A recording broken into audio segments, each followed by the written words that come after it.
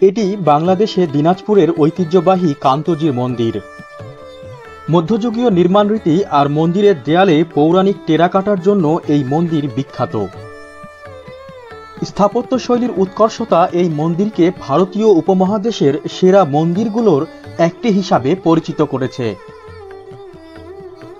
কান্তজির মন্দিরের শিলালিপি থেকে পাওয়া তথ্য মতে 1704 সালে রাজা প্রাণনাথ এই মন্দির নির্মাণ শুরু করেন।